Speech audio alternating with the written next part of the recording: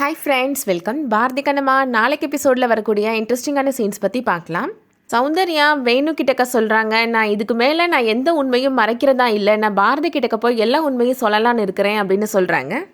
கண்ணம்மா கிட்டேருந்து ஹேமாவை பிரித்து நான் பெரிய தப்பு பண்ணிட்டேன், ஹேமா மூலியமாக பாரதியும் கண்ணம்மாவும் ஒன்று சேருவாங்க அப்படின்னு நினச்சேன்.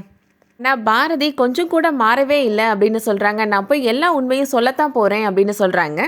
இப்போ கரெக்டாக ஹேமா அங்கே வராங்க. யார்கிட்ட என்ன சொல்ல போகிறீங்க பாட்டி அப்படின்னு கேட்குறாங்க. ஹேமா கேட்குறால, சொல்லு சௌந்தர்யா அப்படின்னு வேணு சொல்கிறாரு. யார்கிட்டையாவது ஒரு விஷயம் சொல்லணும் அப்படின்னா சொல்லிடுங்க பாட்டி, நான் கூட அப்பா கிட்டக்க ஒரு விஷயத்த பேசிட்டு தான் வந்திருக்கேன் அப்படின்னு சொல்கிறாங்க. அப்படி என்ன நீ பேசியிருக்கிற அப்படின்னு சௌந்தர்யா கேட்குறாங்க. எங்கள் அப்பாவை நான் இன்னொரு கல்யாணம் பண்ண சொல்லியிருக்கிறேன், நானே எனக்கு பிடிச்ச மாதிரி புது அம்மாவை தேடி அப்பாவுக்கு கல்யாணம் பண்ணி வைக்க போகிறேன் அப்படின்னு சொல்கிறாங்க. கேட்ட உடனே சௌந்தர்யாவுக்கு ரொம்ப ஷாக்கிங்காக இருக்குது. அகிலன் இப்போ அங்கே வராரு. என்னாச்சுமா இவ்வளோ ஷாக்காகி போய் நிற்கிறீங்க அப்படின்னு கேட்குறாங்க. ஹேமா அவங்க அப்பாவுக்கு இன்னொரு கல்யாணம் பண்ணி வைக்க போகிறாளாம், அவளாக பொண்ணு பார்த்து அப்படின்னு சொல்கிறாரு வேணு. ஏன்னா இந்த சின்ன வாண்டா அப்படின்னு சொல்லி சிரிக்கிறாரு அகிலன். நீங்கள் வேணால் பாருங்கள், நான் கண்டிப்பாக அப்பாவுக்கு இன்னொரு கல்யாணம் பண்ணி வைக்க தான் போகிறேன் அப்படின்னு ஹேமா சொல்கிறாங்க. அடுத்த சீனில் குமார் அண்ணன் கண்ணம்மாவோட வீட்டுக்கு வராரு. லக்ஷ்மி எங்கே காணும் அப்படின்னு கண்ணம்மா கேட்குறாங்க.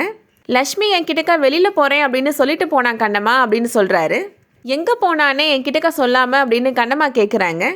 உன்கிட்டக்க சொல்லிவிட்டு பெர்மிஷன் வாங்கிட்டு தான் போகிறேன்னு என்கிட்டக்க சொன்னா கண்ணம்மா அப்படின்னு குமாரண்ணே சொல்கிறாரு. வக்கீல் வடிவு இப்போ அங்கே வராங்க.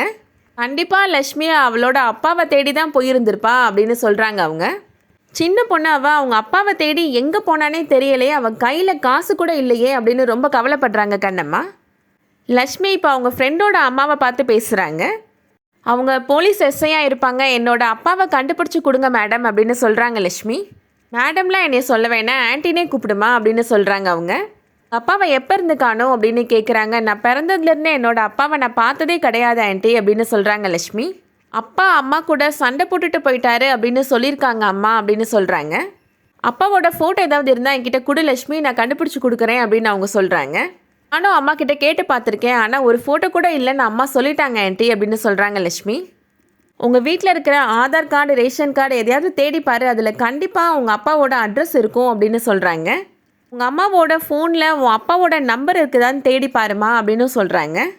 இதில் ஏதாவது ஒன்றை கொண்டு வந்து என்கிட்ட கூட நான் கண்டிப்பாக இன்வெஸ்டிகேட் பண்ணி உன் அப்பாவை நான் கண்டுபிடிச்சி கொடுக்குறேன், அது என்னோட பொறுப்பு அப்படின்னு சொல்லிட்டு போகிறாங்க.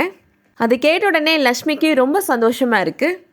கண்டிப்பாக நம்ம அப்பாவை தேடி கண்டுபிடிச்சிடலாம், அவர் எந்த ஊரில் இருப்பார் அப்படின்னு அவரை பற்றியே திங்க் பண்ணிகிட்டே நடந்து வராங்க லக்ஷ்மி.